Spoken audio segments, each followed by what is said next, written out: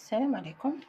معكم مطبخ هانية. اليوم مطبخ هانية جبت لكم انشو، يعني درت الحوت على بالي شفت باللي راكو يعجبكم الحوت.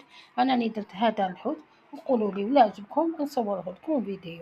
هذه سي لا شين دماغ طيب اون صوص بلانش، مرقه بيضة، ماشي صوص بلانش يعني طيب في لاصوص، هو مقرييه ودارلو اون صوص تجيب فيها يعني لا موتارد، فيها شويه تاع فيها كاع لي زيبيس بالمعدنوس. وعندنا هنايا لا كروفيت، لا كروفيت تعرفوها نورمالمون غنية عن التعريف، صوص طوماط تجي صوص حمام.